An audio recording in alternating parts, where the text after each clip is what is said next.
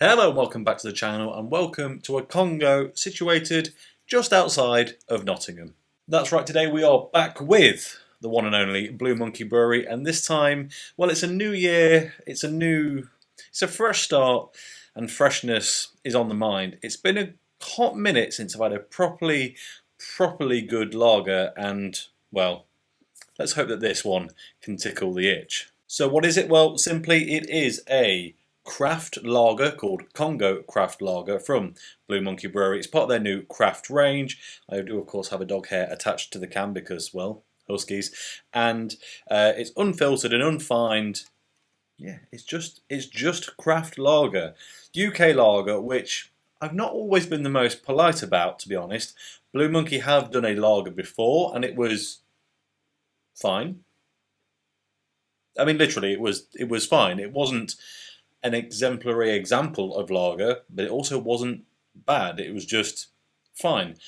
This, however, is new. It is different, and hopefully it's going to be something a little bit special. Before we crack into it then, here is a quick look at the can in that new fantastic Blue Monkey craft kind of style. This one, it's got the metallic blue. It looks very nice indeed. Info on the back, as always. But yeah, let's get into it. Not going to use my Blue Monkey glass today because, well, I need a lager glass.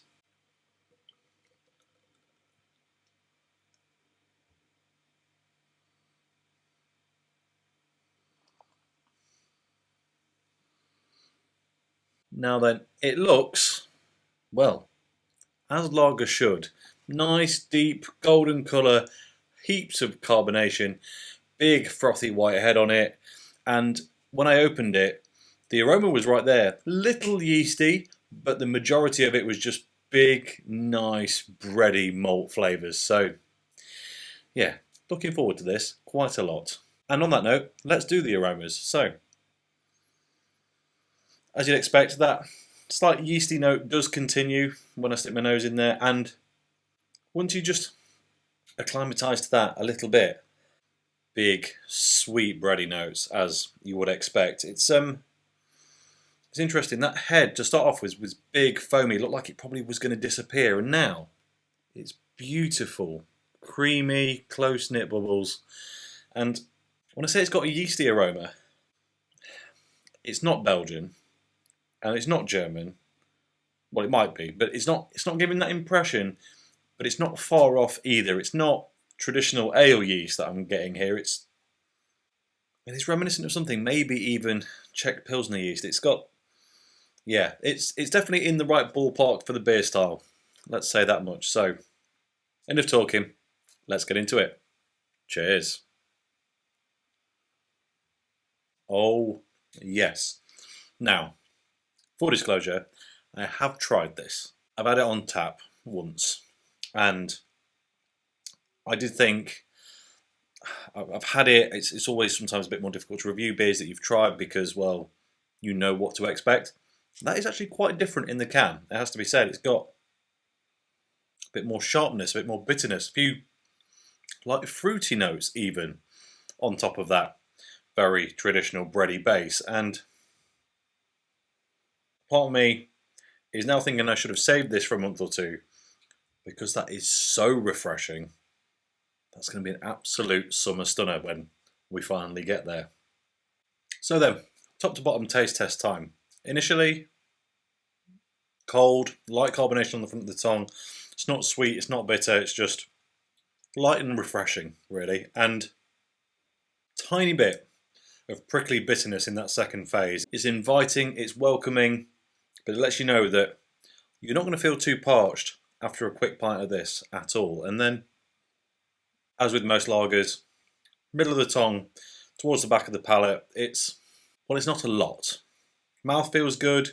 It's not the thickest, but it's lager. It's not meant to be. It's also not splashy. It's pinpoint right down the middle, really, in terms of body. Probably, well, if we included all beers, it's on the better side. If we're only talking about the good lagers, then yeah, somewhere in the middle.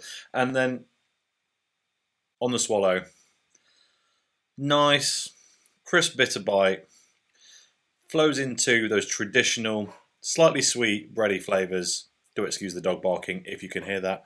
And then, well, a bit of that yeast note comes back. Not strong, it's not overpowering, it's not off-putting, but it leaves you with a slight floralness, a slight light fruit, almost tiny bit of citrus, tiny bit of blackberry maybe. It's low key, it's not immediately obvious, but there's something just reminiscent of, yeah, slightly sharp fruits in there from all sides of the spectrum really, and that is such a thirst quencher. It is impressive. Now, we have to be realistic here. When we're talking about lagers, it's hard not to reference the Germans, the Czechs, the whoever's that make those big traditional, well, you know what I mean, those beers. And this isn't that, and I'm kind of glad. Because if it was trying to be like that, then I'd have to sit here and say, I'm afraid, or maybe it's not quite there. But what this is British lager. And British lager, rightfully, gets a bit of a bad rap, to be honest. A lot of it's not great. But as a honest interpretation of how we do things, and more importantly, as a gateway to lure people away from the mass-produced nonsense and into some quality ale, this is a stunning way to do it. And that, really, is all I've got to say about it. So as always, thank you very much for watching. If you enjoyed this video, please like it. If you haven't already subscribed, if you would be so kind, and I'll catch you next time. Cheers.